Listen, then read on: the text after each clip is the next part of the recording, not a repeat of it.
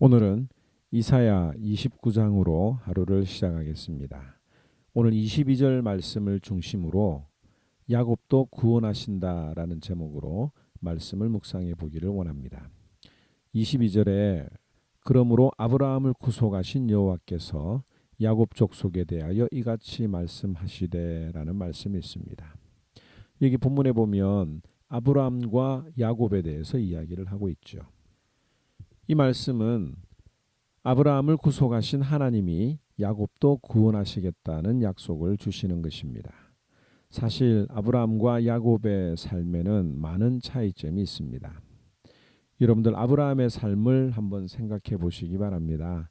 하나님을 만나고 난 뒤에는 끝까지 그 약속의 말씀을 붙들고 순종했던 아브라함의 모습이 아마 그려질 것입니다. 반면에 야곱의 삶은 어땠습니까?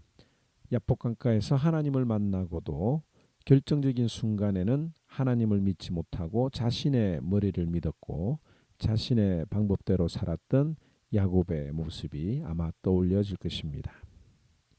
지금 이스라엘 백성들의 모습이 바로 야곱과 같은 모습입니다. 하나님을 믿고 끝까지 순종한 것이 아니라 결정적인 순간에 앗수르를 믿으려 했고 애굽을 믿으려고 했고 세상을 믿으려고 했던 것입니다. 오늘 1절에서 21절의 말씀은 하나님을 만났으면서도 하나님을 믿지 않고 제 방식대로 살았던 야곱의 모습, 남유다의 모습에 대해서 말하고 있는 것입니다. 1절에서 2절 말씀에 보면 슬프다 아리엘이여 아리엘이여 다윗이 진 친성읍이여 해마다 절기가 돌아오려니와 내가 아리엘을 괴롭게 하리니 그가 슬퍼하고 애곡하며 내게 아리엘과 같이 되리라고 하는 말씀이 있습니다. 여기 아리엘이라고 하는 단어가 총 4번이 나오는데요. 이 아리엘이라고 하는 원래 단어는 재물을 불로 태우던 번제단을 말하는 것입니다. 그런데 앞에 3번에 나오는 이 아리엘은 예루살렘을 가리키고 있습니다. 왜냐하면 이 예루살렘에 하나님 앞에 희생 제물을 드리던 번제단이 있던 성전이 있었기 때문이죠. 그리고 4번째 아리엘은 원래 의미대로 번제단을 말하는 겁니다. 즉 이 말을 풀어서 설명하면 이렇습니다. 예루살렘이 번제단에 올려져 태워지게 될 것이다. 즉 예루살렘의 멸망을 예언하는 구절입니다. 하나님 어떻게 예루살렘을 멸망시키십니까? 6절에 만군의 여호와께서 우레와 지진과 큰 소리와 회오리 바람과 폭풍과 맹렬한 불꽃으로 그들을 징벌하실 것이다. 왜 하나님은 예루살렘을 남유다를 하나님의 백성을 멸망시키는 것입니까? 우리가 이사야 28장에서도 살펴보았던 것처럼 북이스라엘이 멸망한 이유와 같습니다. 즉 술에 취했기 때문이죠.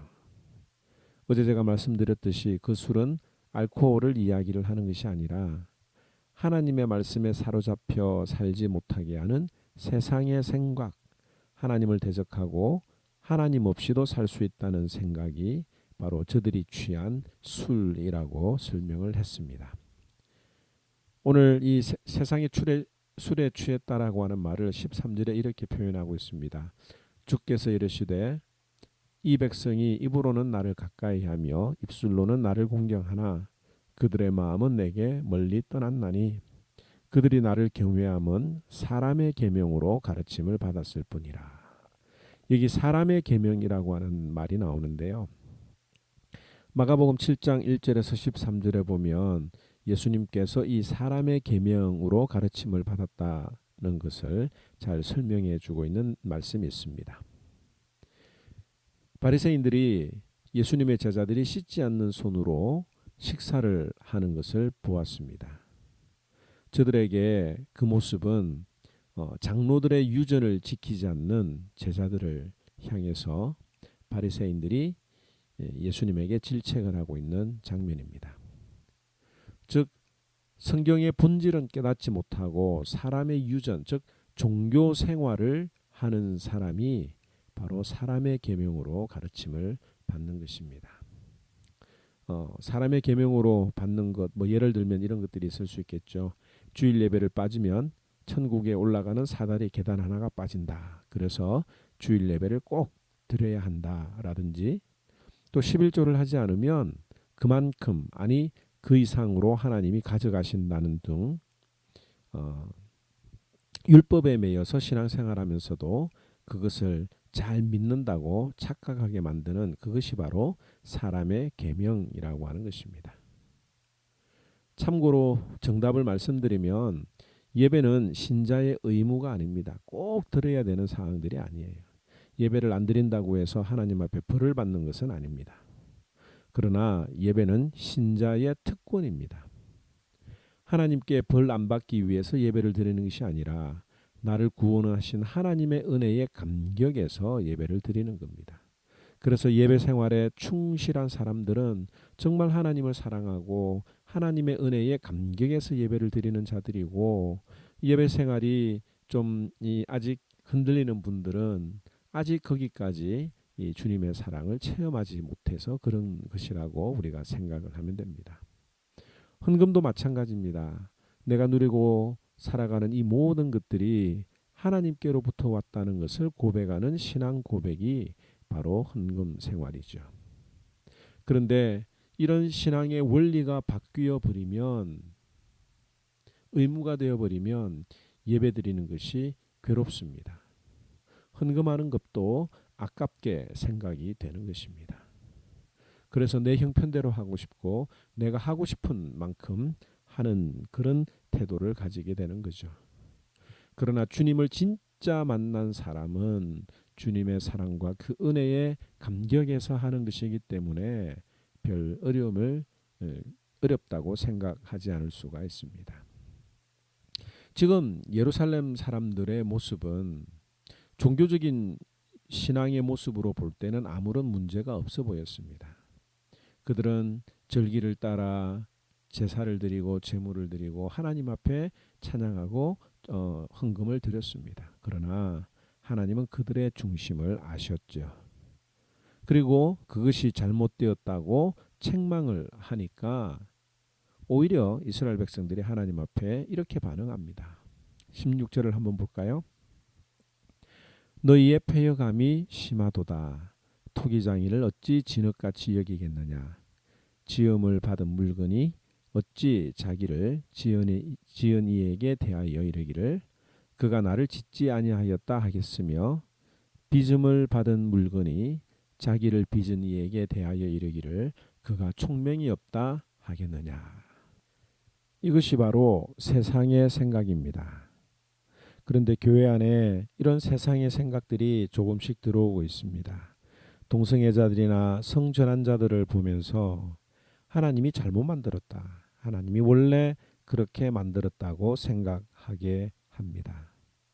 그리고 그렇게 하나님의 말씀을 왜곡하니까 하나님께서 그들에게서 말씀을 빼앗아 버리시는 것이죠. 하나님께서는 절대로 이것을 용납하지 않으십니다. 18절에 그날에, 이 그날을 만나야 합니다. 주님이 심판하시는 그날에 야곱의 족속은 다시 하나님께로 돌아올 것이라고 하는 약속을 합니다. 우리 모두에게는 주님을 만나는 그 날이 꼭 필요합니다. 야곱처럼 하나님을 만나고도 아직 온전히 주님을 믿지 못하는 우리들에게는 큰 갈등이 있습니다. 그런데도 우리는 하나님보다 지혜롭다고 생각하고 하나님보다도 내 마음대로 결정할 때가 여전히 있죠.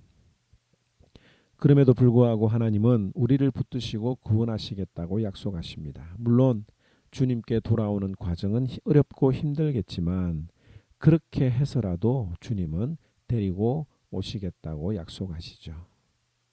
그리고 우리가 주님 손에 붙들리게 되면 이런 축복을 받게 됩니다. 22절에 야곱이 이제 부끄러워하지 아니하겠고 그의 얼굴이 이제는 창백해지지 않을 것이다. 또 23절에 그의 자손은 내 손이 그 가운데에서 행한 것을 볼 때에 라고 말하죠. 진짜 주님을 만나고 주님이 하신 일들을 보게 되면 그때에 내 이름을 거룩하다 하며, 야곱의 거룩한 일을 거룩하다 하며 이스라엘의 하나님을 경외할 것이며, 마음이 혼미하던 자들도 총명하게 되며 원망하는 자들도 교훈을 받을 것이다. 오늘 우리가 이 말씀 기억하시면서 우리가 어렵고 힘든 날을 만나기 전에 하나님께서 우리를 이처럼 사랑하시고 하나님께서 반드시 야곱과 같은 우리들도 주님의 손에 붙들어 주신다고 하는 것을 기억하면서 야곱도 구원하시는 그 하나님을 찬양하는 저와 여러분들이 되기를 바랍니다. 제29장. 슬프다. 아리엘이여, 아리엘이여, 다윗이 진친 성읍이여, 해마다 절기가 돌아오려니와 내가 아리엘을 괴롭게 하리니 그가 슬퍼하고 애곡하며 내게 아리엘과 같이 되리라. 내가 너를 사면으로 둘러 진을 치며 너를 내워 대를 쌓아 너를 치리니 내가 낮아져서 땅에서 말하며 내 말소리가 나직이 티끌에서 날 것이라.